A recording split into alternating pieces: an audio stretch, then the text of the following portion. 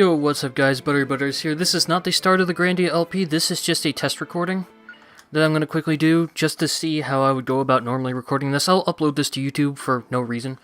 Anyway, this is my first playthrough. The only reason it's actually at 55 hours is because I left my PS3 on overnight a couple times while this was on, so that's my bad. I'm going to see about cutting out load screens and stuff like that, so here we go. Okay, there we are. You'll notice something different from my my vote in the layout is that there are 4 characters, and here are the 4 of them. Got Justin, Sue, Fenna, and Gadwin. I don't know why they gave you Gadwin at level 30. He's completely OP. But you can tell I mean, if you're here to figure out like stuff about the game, well, wait until the actual start of my LP because pretty far into the game. I'm almost at the end of Disc 1. And I've never gotten I have never started Disc 2, so that's interesting. Anyway, I'm just gonna go out and get into a couple battles, not where I need to go. Where I need to go right now is Typhoon Tower, and that's right near Mountain Typhoon, but I'm doing some grinding right now, so trying to grind up some levels from my magic and stuff, so I'm gonna get into a couple of battles, and yeah, Valley of the Flying Dragon, all that fun stuff. Oh, hey! Show you guys the battles real fast in case you don't know anything about Grandia's battle system. This thing has an initiative system where if they don't know that you're attacking them, blah blah blah. Anyway, you can see my 4 characters down there. It's a gauge where you either wait, then you have to enter a command, and after you enter the command, it needs to go all the way up to action. Anyway, these guys are pretty much immune to magic, so I'm just going to attack them physically. One of the magic attacks that I'm going to do, increase... There we are.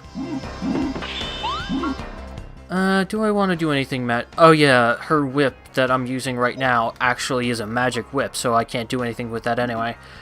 What do I want to do with Fenna here?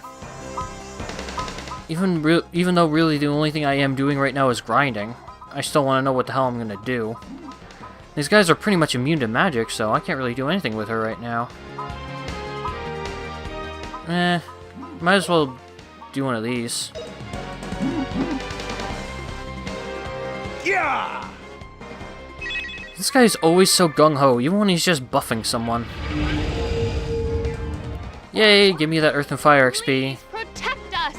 One thing I've always liked about Grandia is for a Japanese RPG, especially back in its like heyday, it had amazing voice acting for a Japanese game. Ooh, yay, all 4 of them got it.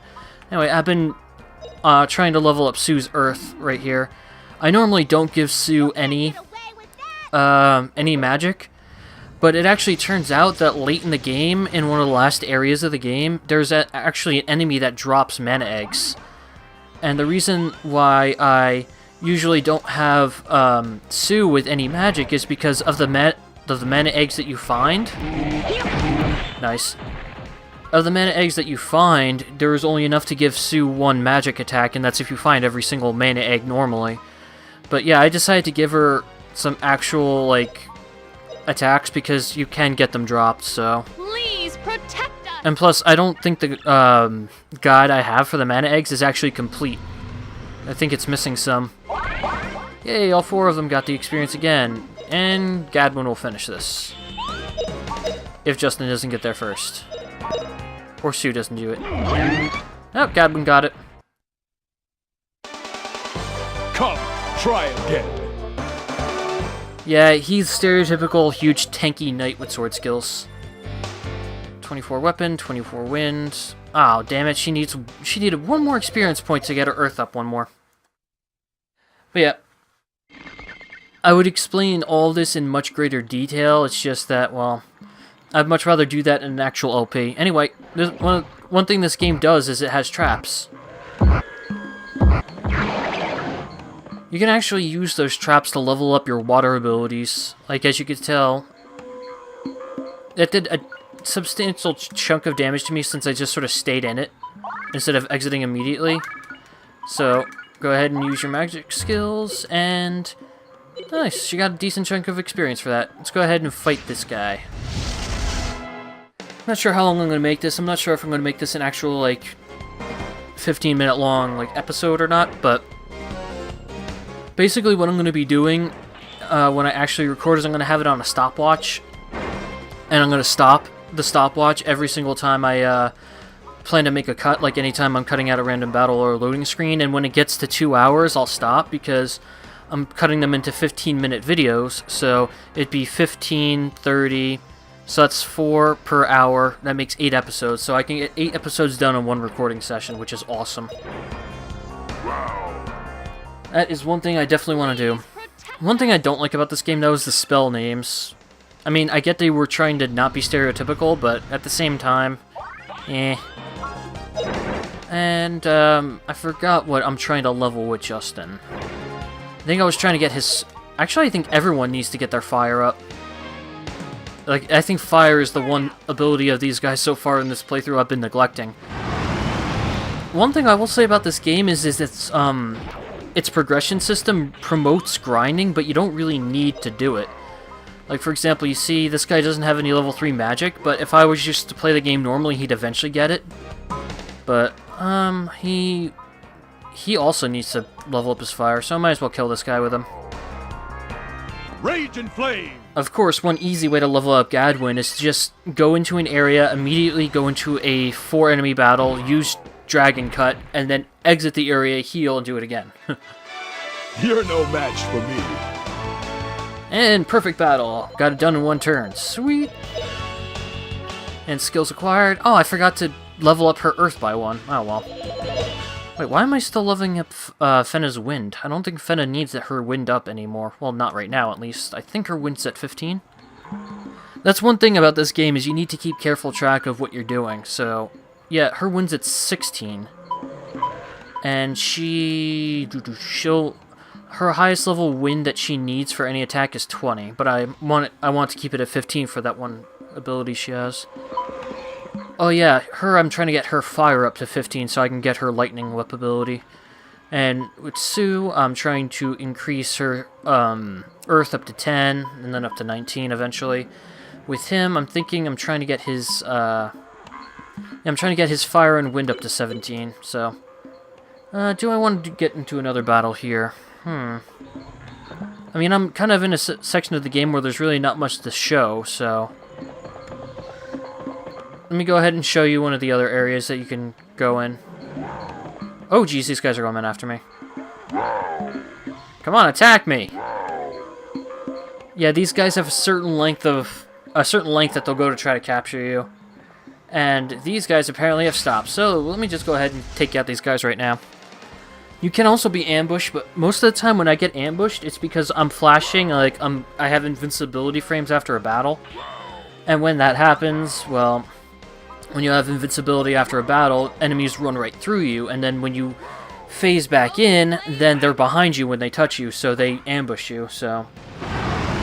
Anyway, basically what I would be doing is I'd show you guys, like, the first battles of each individual, like, section. I'm going to do a Lotus cut here to show you guys. I'd, like, show you guys the first battle of every new enemy, and then I'd cut out the battles after that, unless they're challenging. Burn, baby, burn! Nice. But most of the time, the battles aren't challenging unless they're a boss battle. Alright, and I need to get him up, so I might as well just throw a defense loss up there. Heaven and earth! One thing I will say about this guy is he's very good for debuffing the enemy, because he comes with defense loss, which is a great ability.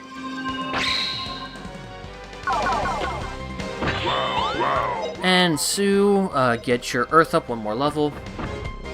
That's another great thing about this game, is it really promotes you increasing your magic and your weapon skill levels, because that's what gets you increased stats. Like, you might gain like 2 or 1 stats every time you level up, which really is not a lot. Go ahead and use her Paralyze Whip. It's really what you get most of your stat increases are... I need to learn how to speech better.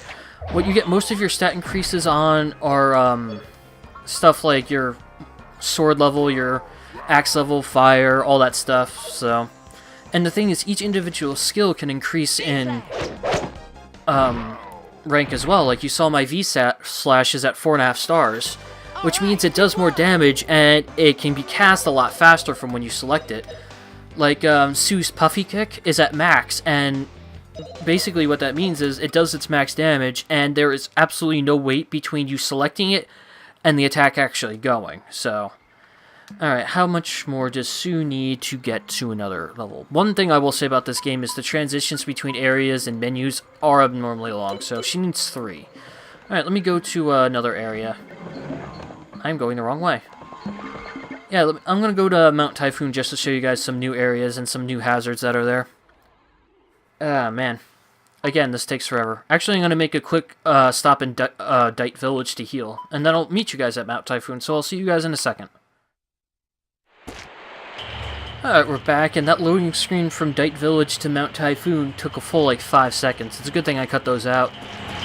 Anyway, you can see some of the enemies look similar, but they're actually a bit different. Like, the other ones were plot molds, I think they were called. And I'm not sure what these guys are called. Mold birds. So yeah, they're a bit tougher. So this is what I mean by Gadwin can level up really fast if you do this. Unfortunately, he's only got 48 SP because he only has one weapon to use, which really sucks. But yeah, I was trying to level up for fire. I'll just throw a random burn on there just to get her some experience out of this battle. Oh, flame burn him!